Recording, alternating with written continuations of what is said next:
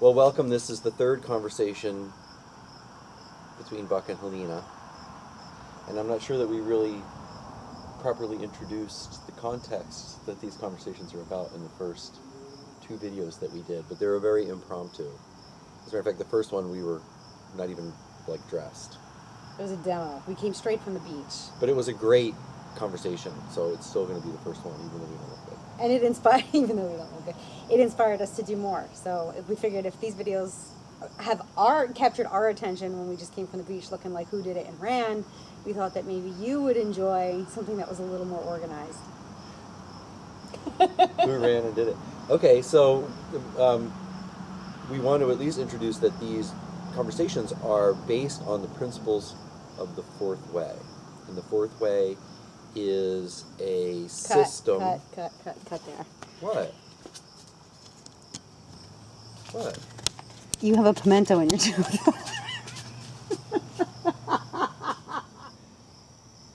So these conversations are based on the principles of the fourth way, which is a teaching that was brought to the Western world from the Eastern world by a Russian named G.I. Gurdjieff. And I have been working with these principles for many, many years, and Helena has been working with them for about 3 years. And so this is our way of sharing what we're learning from those principles. And how it's changed and improved both of our lives. Yes, dramatically. Dramatically. So we're going to share a principle today, and we want to talk about the different centers in us, and the best way to come to understand those centers is through a story or a picture. And this picture is from a gentleman named P.D. Ouspensky. I believe his first name was Petrov.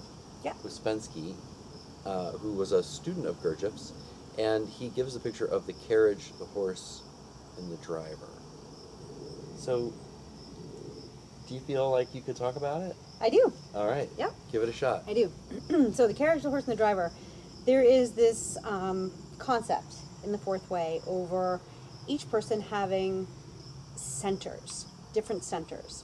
And they are now you're going to have to help me with accuracy, but the centers are the emotional center, the intellectual center, the instinctive center, the moving center, and the sex center.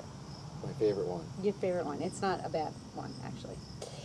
So we have these 5 centers in us, and when you are looking for a peaceful existence, satisfied, content, higher level of existence than perhaps what you have been, the idea is to get all of these centers in balance. And when we get into trouble with life, when we're frustrated or we're miserable or something's just not going our way, you can usually point to one of your centers being out of balance.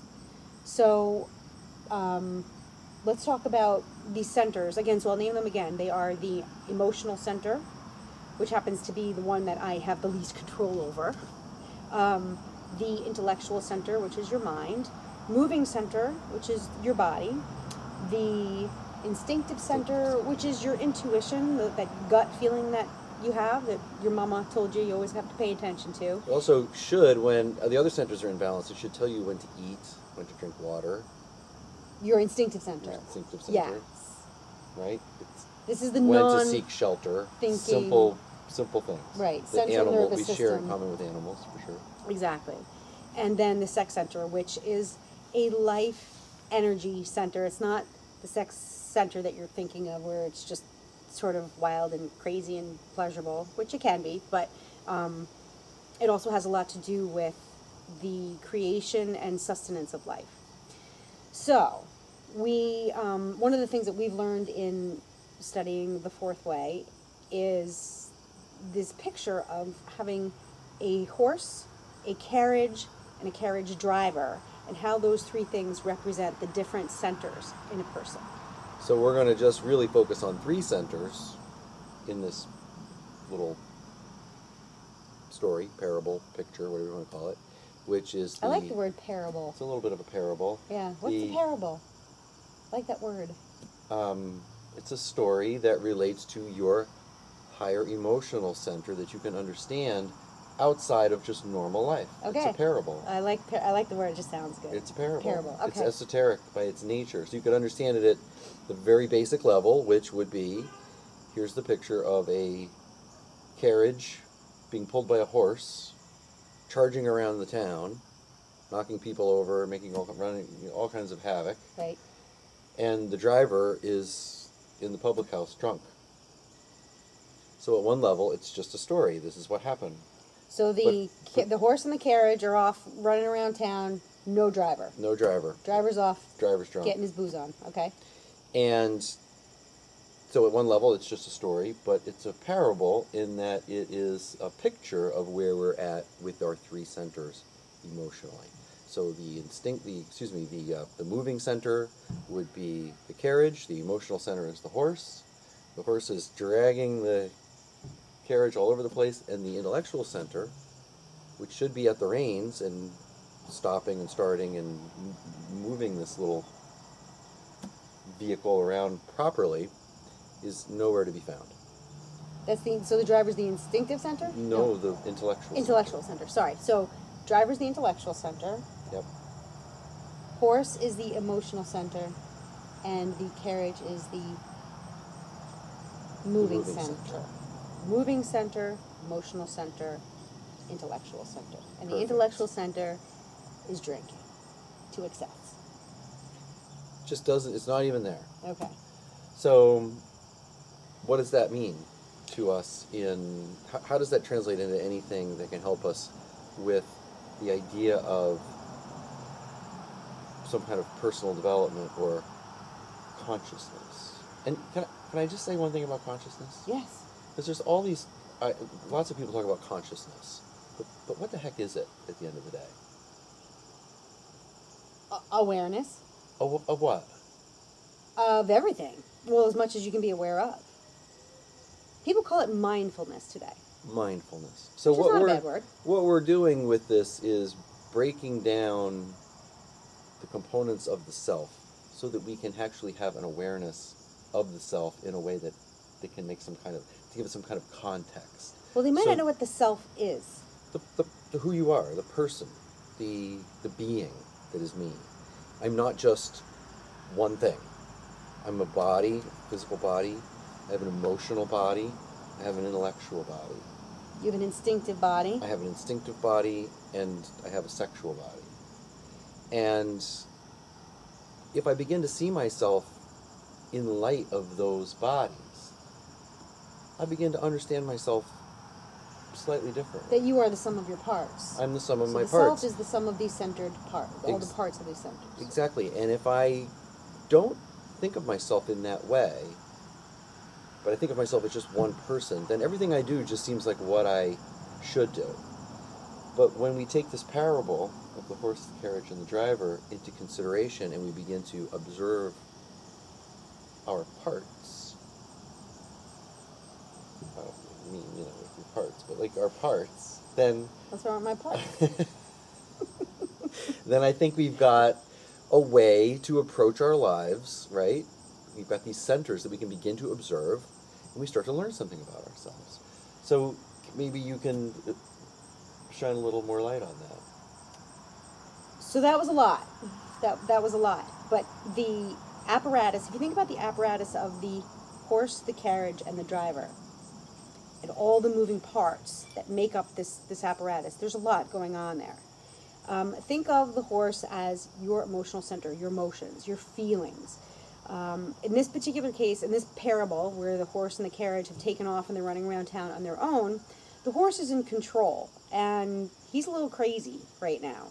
So that happens to a lot of people. Their emotions take over, whether that's anger or sadness or love or infatuation. Elation is always my favorite. Right. I become very elated if I'm not observant. So when the emotional center is in charge of the show, in this case when the horse is in charge of the carriage and has free rein to do whatever he wants, bad things tend to happen. There's no balance there. The carriage is your moving center. So this is your body, your physical being. when you get really, really angry, your body is affected. Your body temperature goes up, your blood pressure increases, a lot of people get sweaty, some people get antsy and they have to move around or pace Or eat. or eat. So the physical center, your physical body, is definitely affected by what's happening with your emotional center. So the horse has an effect on the carriage and what happens to the carriage when the horse is in control, when your emotions are in control. Why does this happen? Why does the horse get out of control and thereby have a bad effect on the carriage, the physical body? Well, because the intellectual center, your brain, has checked out and has gone to the bar to drink. Fair enough. We all need to detach from the craziness of life every now and again. But when your intellectual center, when your common sense, the goodness of your mind checks out and completely detaches from the apparatus of the carriage and the horse, they're left to their own devices. And clearly, they cannot make good decisions without the common sense or without the good sense of the intellectual center. So, and this happens to us as people. Yeah. When your emotions take over, it affects your body, and all kinds of bad things happen. And that's when we allow our intelligence, our good sense, to check out, whether that's in front of a TV, whether it's from drinking, whether it's from doing drugs, whether it's from shopping. There are 1,000,001 ways that we can check out and leave our intellectual center behind and let it forget its responsibility in controlling the apparatus of the horse and the carriage. So one of the principles that we come to understand is that the centers are out of balance because we use the wrong centers to do the things that need to get done. So the emotional center makes decisions that the intellectual center should be making. I see this with small business people all the time. Yes. So they can't raise their prices because their emotions tell them that people will think they're greedy. They can't lower their costs because their emotions tell them they can't skimp on the ingredients. Meanwhile, they're not making any money, so they're going to go out of business. The intellect needs to make that decision. And when I walk in as a person from the outside and I'm not emotionally connected to this, whatever insanity is going on inside of this person, I say, well, raise your prices. Lower your costs. And if they can't do either one, you can see how a person gets trapped in a place where the emotional center is making decisions that the intellectual center should be making. Right. And in the same way, the intellectual center will often step in and create all kinds of rationales for why the emotional center shouldn't feel this way or shouldn't do what it's doing. Mm-hmm. And so You be careful. You could get your heart broken, right? For That's people who perfect. are maybe embarking on a new relationship, sometimes we don't know whether we should listen to our heart or our heads, your emotional center or your intellectual center. And sometimes they don't play nice together. No. Sometimes they want to, one will come up against the other and you'll feel that tug. But And a great point of observation for this is when you want to tell someone else how to feel. ooh, You shouldn't feel that way. why? Wait, what do you mean? Remember that? If you're stressed out about something and you tell someone and they go, you shouldn't feel that way. Yeah. You're fine. You Yeah. shouldn't feel that way. He loves you. You shouldn't feel that way. That's someone's intellect outwardly, Mm-hmm. in a very clear, non-hidden way, telling your emotional center what to do. Right. We've all had that experience. And you know how it makes me feel? Angry. Crazy. Don't tell me how to feel. I'm just sharing how I feel, and now you're telling me how to feel. But the same thing happens to us. Well, that's like expecting someone internally. else's horse to pull a carriage it's not connected to. Yeah, that's right. Right? Or to have, Yeah. somebody standing in the road and telling the horse in the carriage where it should go without actually being connected to it or hold it, having any access to the reins or whatever. And that's the same thing. Somebody can't tell you what to do with your emotional center. It has to come from your own internal.